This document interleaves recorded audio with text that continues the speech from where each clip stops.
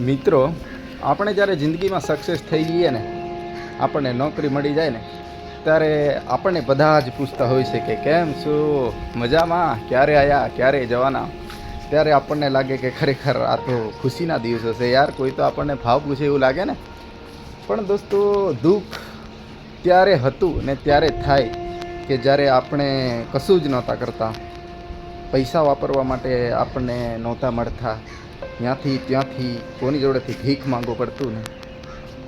આપણે બેરોજગાર હતા ત્યારે કોઈ આપણને ભાવ પૂછતું? કોઈ નહીં.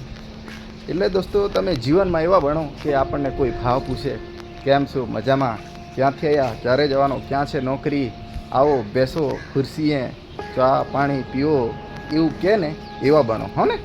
એટલે તૈયારી કરો મસ્ત મજાની, અને તમે જિંદગીમાં સક્સેસ થઈ જાઓ, નોકરી મેળવી લો તો તમને બધા ભાવ પૂછશે. બાકી આ દુનિયા એવી છે ને મતલબી, એમાં તમે કશું જ નહીં કરતા હોય ને તો કોઈ તમને ભાવ નહીં પૂછે. પાણીનો, ચાનો, કંઈ નહીં. એને જવા દે ને, આ તો રખડવાવાળું છે, આ તો વિડીયો બનાવે છે, આ કશું નહીં કરતું, અને મા બાપના પૈસા બગાડે છે અને નવરું રખડે કરે, જવા દો, એવું કહેતા હોય બધા મિત્રો, ખબર છે.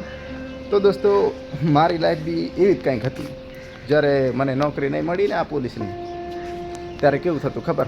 હું આવા વિડીયો જ બનાવ્યા કરતો હતો. પહેલાં બી આવા વિડીયો બનાવ્યા કરતો હતો, કોમેડી બોમેડીને જેમ તેમ કરીને ટાઈમ પસાર બી કરતો હતો, અને થોડો અનુભવ કરતો હતો કે જિંદગીમાં માણસો કેવા કેવા છે એમ. ખરેખર બધા મેણા મારવાવાળા જ છે કે પછી સારા માણસો બી છે.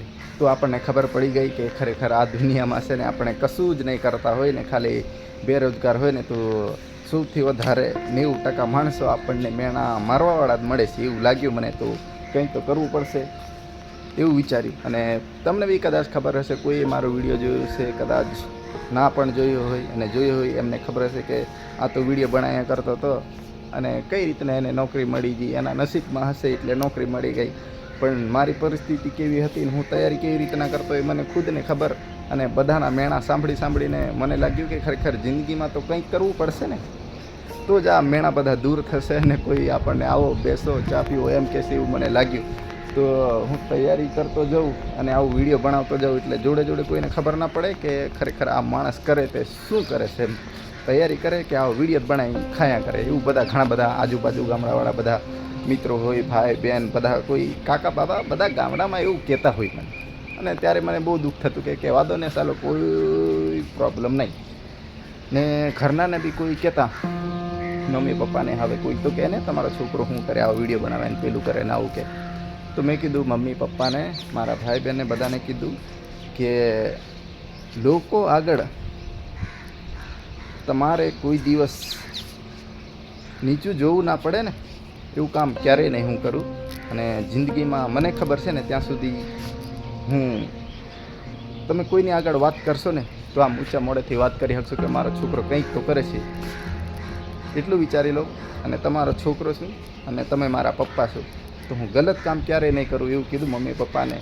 જ્યારે આપણા દિવસો સારા આવ્યા અને નાની એવી નોકરી મળી, તો એ શું સરકારી નોકરી મળી, તો એટલો બધો આવું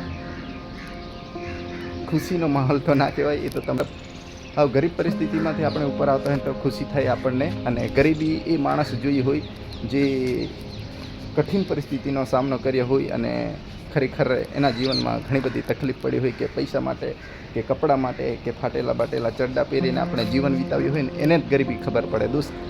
તો દોસ્તો, મારા જીવનમાં આવા ઘણા બધા